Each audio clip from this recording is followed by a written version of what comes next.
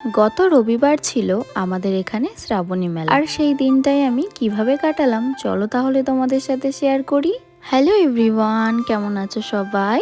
আমি কোয়েল চলে আসলাম আবারও একটা নতুন ভিডিও নিয়ে। সেদিন ঘুম থেকে উঠেছিলাম কিন্তু ওই সকাল 6টার দিক, আর ঘুম থেকে উঠে কিন্তু আমি একেবারে স্নান টান করে বাড়ির পুজোটাও করে নিয়েছি।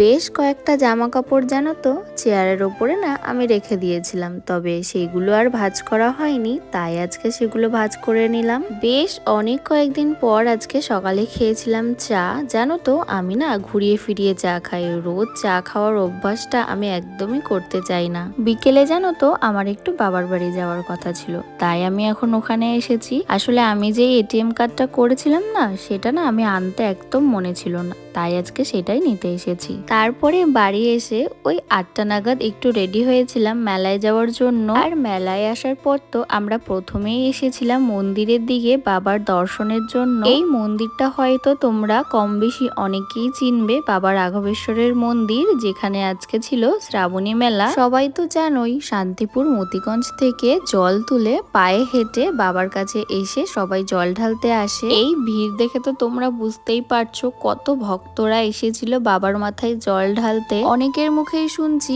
এবারে নাকি আইন ব্যবস্থাটা খুব একটা ভালো ছিল না, লাইনে দাঁড়ানো নিয়েও নাকি বেশ কিছু সমস্যা দেখা দিয়েছে। বহু দূর দূর থেকেও ভক্তরা এসে নাকি বাবার মাথায় জল ঢালতে পারেনি সেই দিন। কমিটির সদস্যদের কাছে আমার একটাই অনুরোধ, পরের বছর থেকে যাতে এরকম কোনো ঘটনা না ঘটে সবাই একটু খেয়াল রাখবেন।